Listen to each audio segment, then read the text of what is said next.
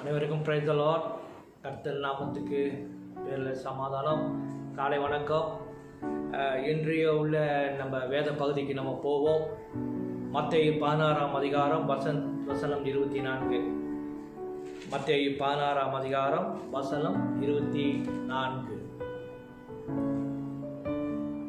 அப்பொழுது இயேசு தம்முடைய சீஷர்களை நோக்கி,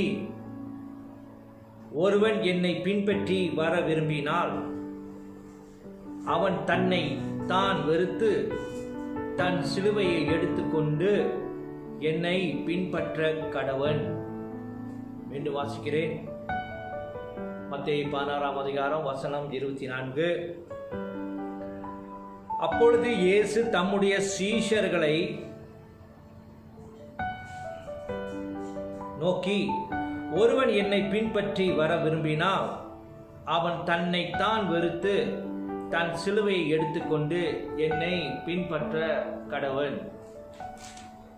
இதை குறித்து மத்தேயு 16ஆம் அதிகாரம் வசனம் 21 அவர் சொல்லிக்கிட்டு இருக்காரு. அவருடைய மரணத்தை குறித்து, தன்னுடைய பாடுகளை குறித்து, எப்படி உயிர்த்தெழ போறாரு, எப்படி அவருடைய மரணம் அமைய போகிறது என்று திட்டவட்டமாக முன்கூட்டியே தம்முடைய சீடர்களுக்கு விரிவாக பல இடங்கள்ல பல பகுதியில சொல்லிட்டாரு.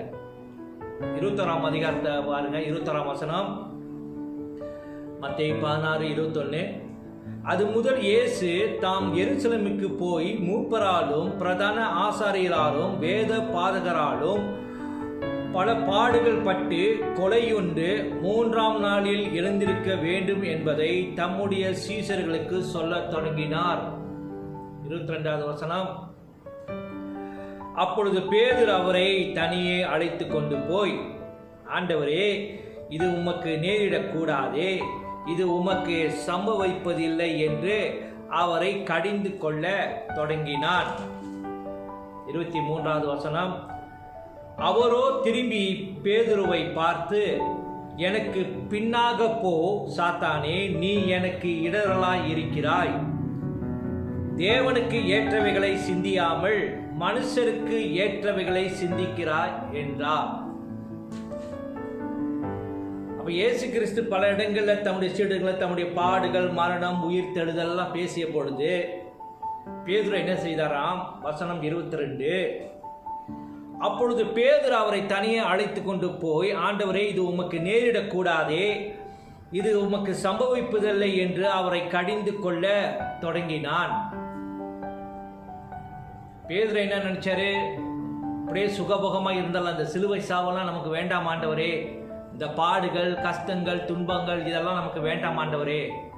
வரமா, சொற்பொழிவு செய்யறோமா, போறோமா, மக்கள் கூட்டம் இருக்குதா, தேவராஜ்யத்தை விதைக்கிறோமா, அப்படியே போயிடுவோம்.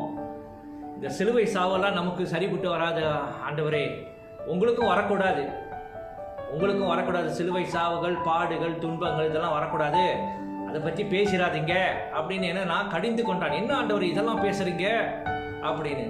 அப்புறம் ஆண்டவர் என்ன சொல்றாராம்?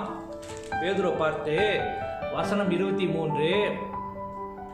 அவரோ திரும்பி பேதுருவை பார்த்து, எனக்கு பின்னாக போ சாத்தானே. ஆக இது தேவ ராஜ்யத்திற்கு அப்பாற்பட்ட வார்த்தை, தேவனுக்கு விரோதமான ஒரு வார்த்தை. தேவன் ஒரு திட்டம் வச்சிருக்கிறார், தகப்பன் ஒரு திட்டம், இயேசு குறித்து ஒரு திட்டம் வச்சிருக்கிறாரு. அந்த திட்டத்தோட முக்கிய பிரதான திட்டமே அந்த சிலுவை பாடுகள், சிலுவை மரணம், சிலுவையிலிருந்து உயிர் தெழுதல். இந்த 3 காரியங்கள் பிதா இயேசு கிறிஸ்து மேல பிரதான திட்டம். அந்த திட்டமே அந்த சிலுவையில தான் முடிவடைகிறது. சில சினிமா படம் சொல்றோம்ல, கிளைமேக்ஸ், அதுதான் பிதாவோட திட்டம் இந்த சிலுவையில தான் இருக்கிறது. அவன் அதை அறியாம நீ எனக்கு இடரலா இருக்கிறார். அது இடரலா என்னன்னாக்கா, தேவ திட்டத்துக்கு நீ இடரலா இருக்கிறாய். தேவ திட்டம் பரிபூர்ணமாய் செயல்படுவதை நீ தடுக்கிறாய். அப்ப தடுப்பது யாருடைய குணம்? பிசாசோட குணம், சாத்தானோட குணம். அப்ப அவர் என்ன செய்றாரு? அவனையும் அதட்டுறாரு, அவனுக்குள்ள இருக்கிற அந்த பிசாசு கிரியையும் அதட்டுறாரு. அப்பாலே போ சாத்தானே. அவனுக்குள்ள இருக்கிற அந்த பேச்சு, அந்த சிந்தனை இருக்குது, பிசாசின் சிந்தனை, அதையும் அதட்டுறாரு, பேதுருவையும் அதட்டுறாரு. ஒரே நேரத்தில் 2 வேலை செய்யறாரு. அவர் சொல்றாரு,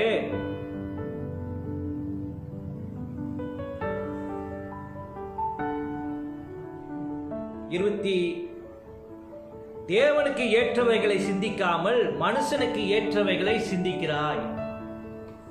தேவனுடைய ஏற்றவைகள் சிந்திப்பது வேற, மனுஷனுடைய காரியங்கள் சிந்திப்பது வேற. ரெண்டு விதமான காரியங்கள் இருக்குது. தேவனுடைய காரியங்கள் மனித சிந்தனையோட ஒத்து வர முடியாது.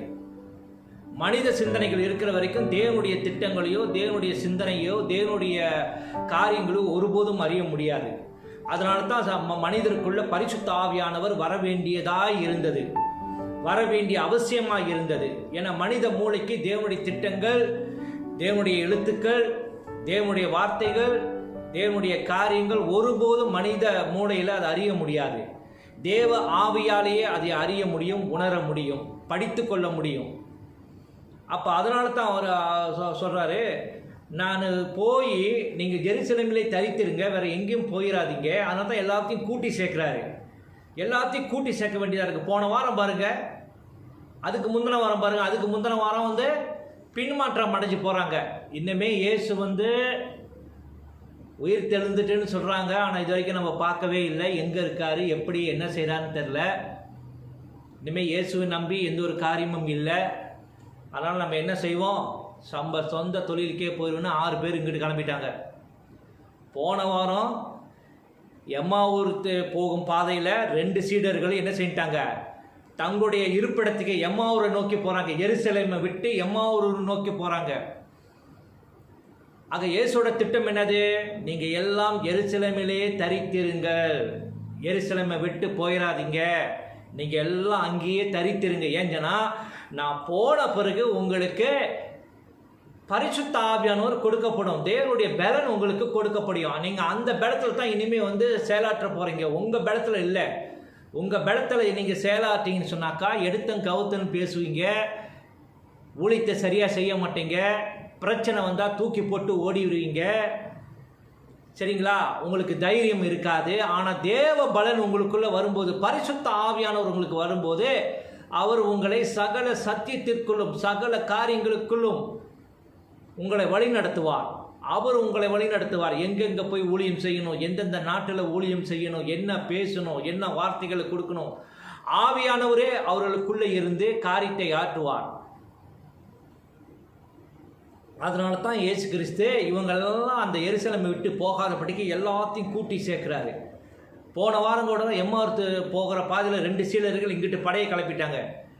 அப்போ இயேசு என்ன செஞ்சார், திரும்பி அவங்களோட இடைப்பட்டு அவங்கள பேசி அவங்க கண்களையும் அவருடைய உணர்வினை திறந்து மீண்டும் அவர்கள் என்ன செய்கிறாங்க, ஜெருசலேமுக்கே வராங்க, ஜெருசலேமுக்கே திரும்பி வராங்க. இப்படி ஒரு காரியமாக இருந்தது. ஆக தேவனுடைய திட்டங்கள் வேற, மனுஷனுடைய திட்டங்கள் வேற. அப்போ இங்கே பேதுரு பேசுனது மனுஷ திட்டங்கள், மனுஷ திட்டங்கள். இப்போ நம்ம கேட்டேன்னு சொன்னாக்கா என்னது, நமக்கு ஆசீர்வாதம் வேண்டும், பணம் வேண்டும், வீடு வேண்டும், பேங்க் பேலன்ஸ் வேண்டும், பிள்ளைங்கள்லாம் நல்லா படிக்க வேண்டும், சந்தோஷமாக இருக்க வேண்டும். இதெல்லாம் மனிதர்களும் விரும்பக்கூடிய ஒரு காரியம். ஆனால் தேவ ஜனங்களுக்கு ஏற்கனவே அவர் திட்டவட்டமாக சொல்லிட்டாரு, நீங்கள் என்னுடைய சீடர்களாக இருக்க விரும்பினால், என்னுடைய ஜனங்களாக இருக்க விரும்பினால், நான் எப்படி போனேனோ அதே மாதிரி என் வழியில் நீங்கள் வர விரும்பினால், நான் எப்படி சிலுவையை ஏற்றுக்கொண்டு பாடுகளை அனுபவித்து மரணத்தை சம்பவித்து உயிர் தெழுந்தேனோ, விடுதலை பெற்றேனோ, இன்றைக்கும் நான் ஜீவிச்சுக்கிட்டு இருக்கிறேன், அதே போல் உங்களாலேயும் முடியும். அதனால் என் கூட நீங்கள் வர விரும்பினால், என்னை ஒரு ஆண்டவராக நீங்கள் ஏற்றுக்கொள்ள விரும்பினால், வெறும் தொழுது கொள்வது மட்டும் இல்லை, ஞாயிற்றுக்கிழமை ஆண்டவரை வர்ஷிப் பண்ணி தொழுது கொண்டு ஆண்டவர் சொல்வதை கேட்டது மட்டும் இல்லை, அவருடைய பாடுகளிலும் நம்ம பங்கெடுக்க வேண்டும், நம்மளும் ஒரு பங்காளிகளாக இருக்க வேண்டும். நம்ம சொல்ல முடியாது, ஆண்டவரே பாடுகள் எங்களுக்கு வேண்டாம், சிலுவைகள் எங்களுக்கு வேண்டாம், ஆனால் உங்களுடைய ஆசீர்வாதம் மட்டும் எங்களுக்கு வேண்டும் என்பது கேட்பது எப்படி? அப்போ இயேசு கிறிஸ்து திட்டவட்டமாக சொல்கிறாரு, என் கூட நீங்கள் வர விரும்பினால், என் ஜனங்களாக இருக்க நீங்கள் ஆசைப்பட்டால், என் மக்களாக இருக்க நீங்கள் ஆசைப்பட்டால், என்னுடைய சீடர்களாக இருக்க ஆசைப்பட்டால், நான் போன வழியிலே நீங்களும் வர வேண்டும். என்ன வர வேண்டும்? 16:24 தான். அதில் என்ன போட்டிருக்கு?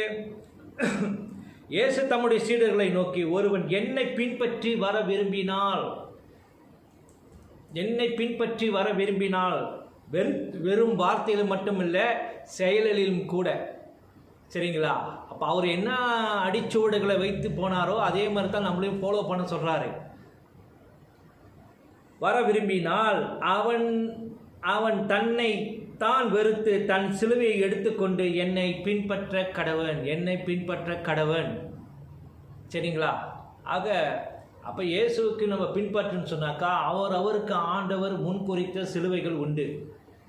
சிலுவைனா மரக்கட்டைகள் இல்லை. சிலுவைகள் என்றால் பாடுகள், வேதனைகள், துன்பங்கள், உபத்திரவங்கள், இதெல்லாம் இதில் கடந்து கொண்டு நம்ம போய் இயேசுடைய காரியத்தை ஆற்றி அப்புறம் நம்ம மகிமை அடையணும். எப்படி சிலுவை சாவல இயேசு கிறிஸ்து வெற்றி சிறந்தவராய் அவர் 3ஆம் நாள் உயிர் தெழுந்து இன்னைக்கு வெற்றி சிறந்த ஒரு இயேசு கிறிஸ்துவாக எல்லா தேவர்கள் காட்டிலும் பெரியவராக இன்னும் ஜீவனோடு இருக்கிறார் என்றால் அவர் இந்த ப்ராசஸில் அவர் கடந்து போனார். பிதாவுடைய திட்டத்தை படி அவர் செய்தார். அதனால தான் இங்கே பேதுரு என்ன சொல்கிறாரு? பேதுரு மனித மூளையில் ஆண்டவரே அவர் மனுஷனுக்கு அடுத்தவைகளை சிந்திக்கிறான். இங்கே 2 காரியங்கள் இருக்குது. மனுஷனுக்கு அடுத்த தேவனுக்கு ஏற்றவை சிலுவை. ஆனால் மனுஷனுக்கு ஏற்றவை சிலுவை வேண்டாம்.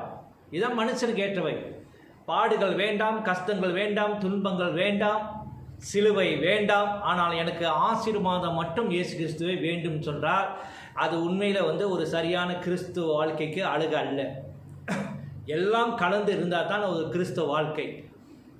ஆக உலகத்தில் உபத்திரங்கள் உண்டு. அவர் சொல்கிறார், உலகத்தில் உபத்திரங்கள் உண்டு, ஆனாலும் நான் உலகத்தை ஜெயித்து விட்டேன். அதே போல் தம்முடைய மக்களும் என்னத்தான் பாடுகள் சோதனைகள் இருந்தாலும் அந்த சிலுவை ஒவ்வொரு நாளும் நம்ம இயேசு கிறிஸ்துவின் சிலுவை நம்ம கொண்டு போகும் பொழுது நிச்சயம் நமக்கு வெற்றி நிச்சயம். அதுதான் இயேசு கிறிஸ்து சொல்ல வருகிறார். அப்போ ஒவ்வொருத்தரும் தனக்கான உறுதியான மற்றவருடைய சிலுவையை நான் சுமக்க முடியாது. ஏன் சிலுவையை மற்றவர்கள் சுமக்க முடியாது? ஆனால் ஒவ்வொருத்தருக்கும் ஒவ்வொரு குடும்பத்துக்கும் சிலுவைகள் உண்டு.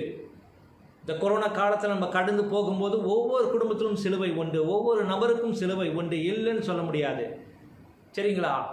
என்ன ஒன்று, நம்ம ஒருத்தருக்கு ஒருத்தர் உதவி செய்ய முடியாத சூழ்நிலையில் கட்டப்பட்டிருக்கோம். ஏன்னா எல்லாமே அதே சூழ்நிலையில் இருக்கிறோம். ஒரு ஆள் நல்ல சூழ்நிலையிலேருந்து ஒருத்தருக்கு கஷ்டமான சூழ்நிலையாக இருந்தால் நல்லவங்க இருந்தவங்க கஷ்டமான சூழ்நிலைகளை போய் உதவி செய்யலாம். ஆனால் இங்கே எல்லாமே ஒரே அளவில் இருக்கிறோம். கிறிஸ்துவங்க மட்டும் இல்லை, இந்து நண்பர்கள், மலாய்க்காரர்கள், சீனர்கள், இந்த மலேசியாவில் வாழ்கிற அத்தனை பேரும் இப்போ மன உளைச்சலில் போய்கிட்டுருக்குறாங்க, ஸ்ட்ரெஸ்ஸில் போய்கிட்டுருக்காங்க. இதோட அடையாளம் தான் அங்கங்கே சண்டை நடக்குது, தூக்குமாட்டி சாவுறாங்க. சில வீடியோ கிளிப்லாம் பார்த்துருக்கேன், மருந்து குடிக்கிறாங்க. சரியான பிரச்சனைகளை ஓடிக்கிட்டு இருக்கு. அவங்க என்ன பேசுகிறாங்கன்னு அவங்களுக்கே தெரியல.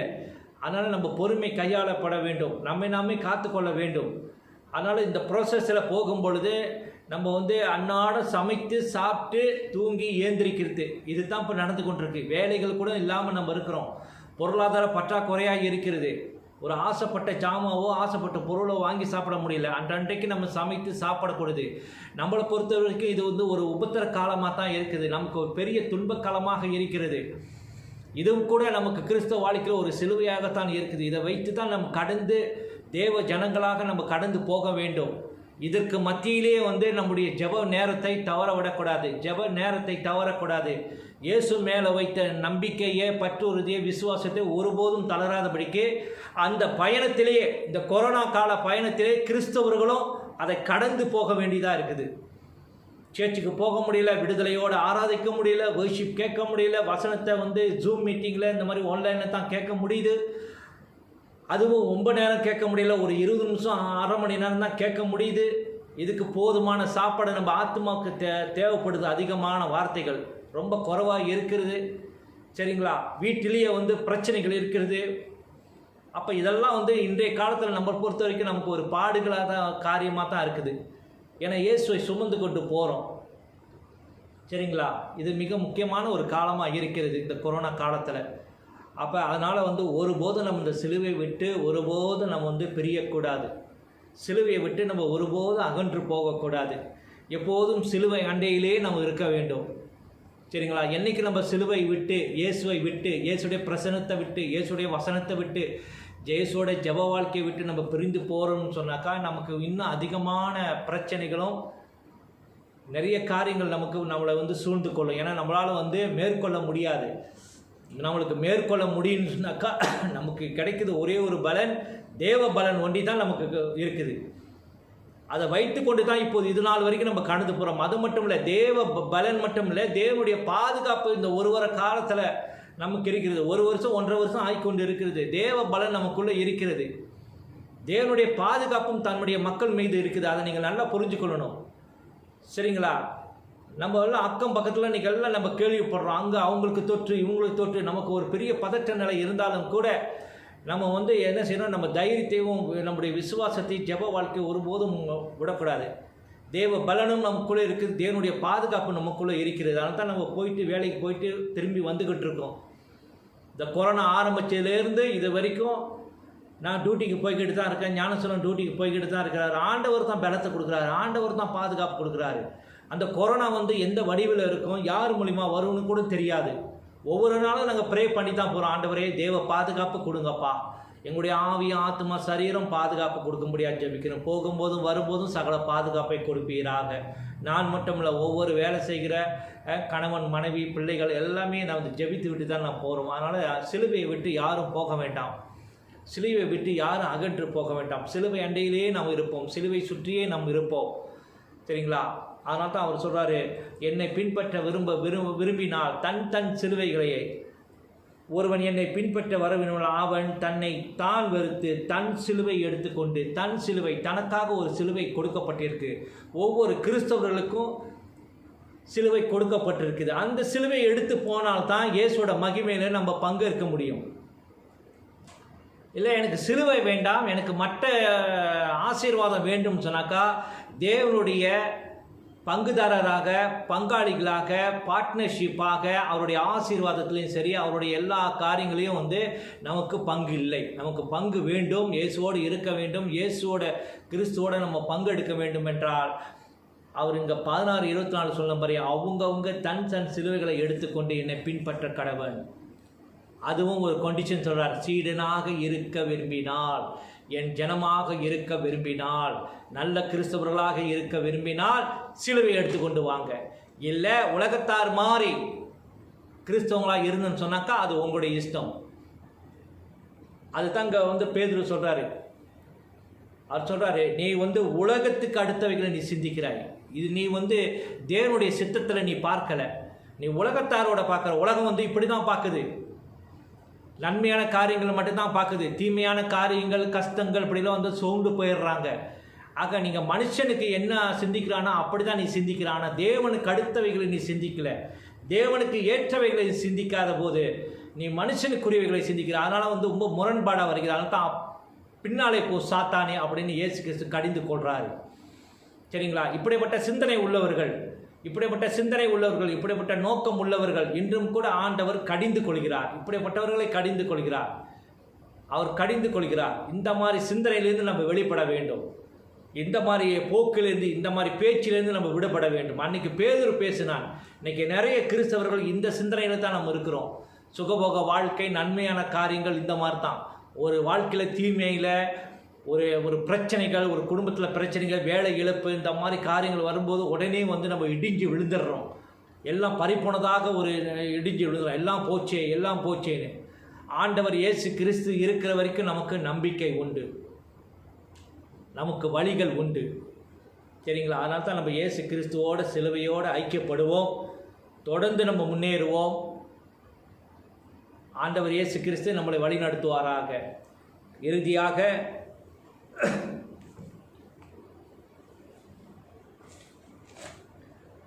1 பேதுரு 2 அதிகாரம் வசனம் 19, 20, 21. 1 பேதுரு 2 அதிகாரம் வசனம் 19, 20, 21. ஏனெனில் தேவன் மேல் பற்றுதலாயிருக்கிற மனசாட்சி நிமித்தம் ஒருவன் அநியாயமாய் பாடுபட்டு உபத்திரவங்களை பொறுமையாய் சகித்தால் அதுவே பிரீதியாகும். நீங்கள் குற்றம் செய்து அடிக்கப்படும் போது பொறுமையோடு சகித்தால் அதனால் என்ன கீர்த்தி உண்டு? நீங்கள் நன்மை செய்து, மிக முக்கியமான வசனம், நீங்கள் நன்மை செய்து பாடுபடும் போது பொறுமையோடு சகித்தால் அதுவே தேவனுக்கு பிரீத்தியாகும், மேன்மையாகும். 21வது வசனம், இதற்காகவே நீங்கள் அழைக்கப்பட்டு இருக்கிறீர்கள். நல்லா புரிஞ்சுக்கொள்ளுங்க, இதற்காகவே நீங்கள் அழைக்கப்பட்டு இருக்கிறீர்கள். சுகபோக வாழ்க்கைக்காக மட்டுமில்ல, என்னுடைய இந்த நீங்கள் நன்மை செய்து பாடுபடும் போது பொறுமையோடு சகித்தால் அதுவே தேவனுக்கு முன்பதாக பிரீத்தியாகும், மேன்மையான ஒரு காரியம். இதற்காகவே நீங்கள் அழைக்கப்பட்டிருக்கீங்க, இதற்காகவே நீங்கள் அழைக்கப்பட்டும் இருக்கிறீர்கள். ஏனெனில் கிறிஸ்துவும் உங்களுக்காக பாடுபட்டிருக்கிறார், கிறிஸ்துவும் பாடுபட்டிருக்கிறார். அதே மாதிரி தன்னுடைய ஜனங்களும் அந்த ப்ராசஸில் தான் வரணும், அந்த ப்ராசஸுக்குள்ளே தான், அந்த வழியில் தான் அவங்களும் கடந்து வர வேண்டும். அதில் தப்பிக்க யாரும் முடியாது. கிறிஸ்துவும் உங்களுக்காக பாடுபட்டு நீங்கள் தம்முடைய அடிச்சுவடுகளை, இயேசுடைய அடிச்சுவடுகளை தொடர்ந்து வரும்படி உங்களுக்கு மாதிரியை பின் வைத்து போனார். ஒரு எக்ஸாம்பிளை வச்சுட்டு போனார், ஒரு மாதிரியை, அவர் மாதிரியை காட்டிட்டு போயிருக்கிறார். இப்படித்தான் நீங்கள் வரணும், இப்படித்தான் செயல்படணும், இப்படித்தான் ப்ரே பண்ணணும், இப்படித்தான் பொறுமைகளை சகித்து கொள்ள வேண்டும், இப்படித்தான் என்னோட வழியில் நீங்கள் கடந்து வரப்போன்னு நம்முடைய கேப்டன், நம்முடைய தலைவர், நம்முடைய இரட்சகர், நம்முடைய ஆண்டவர் அவர் செய்து காட்டிட்டு போயிருக்கிறாரு. யாரும் செய்து காட்டலை, எனக்கு வழி தெரியாது, ஒன்றும் தெரியாதுன்னு சொல்ல முடியாது. அவரே எல்லாம் செய்து காட்டி முடித்து இன்னைக்கு வெற்றி வேந்தராய் சிறந்து விளங்குகிறார். பிதாவின் வலப்பக்கத்தில் வீற்றிருக்கிறார். என்றும் நமக்காக ஊழியம் செய்து கொண்டிருக்கிறார். கடந்த வாரத்தில் அவர் நமக்காக ஜெபம் செய்து கொண்டிருக்கிறார், வேண்டுதல் செய்து கொண்டிருக்கிறார், மத்தியஸ்தரின் ஊழியம் செய்து கொண்டிருக்கிறார், மகா பிரதான ஆசாரிய ஊழியம் 24 மணி நேரமும் செய்து கொண்டிருக்கிறார், நமக்காக வாசத்தலங்களை ஏற்பாடு செய்து கொண்டிருக்கிறார். அவர் மீண்டும் வந்து நம்மை அழைத்து கொண்டு போகிறார் என்று வாக்குத்தத்தம் கூறியிருக்கிறார். அதனால் அவர் தம் அடிச்சுவடுகளை வைத்து போயிருக்கிறார். இப்படித்தான் செய்யணும்னா இதை நீங்கள் பின்பற்றி வரும்படியாக செய்து கொண்டு நீங்கள் வரும்படி செய்யணும்னு அவர் வைத்துட்டு போயிருக்கிறார்.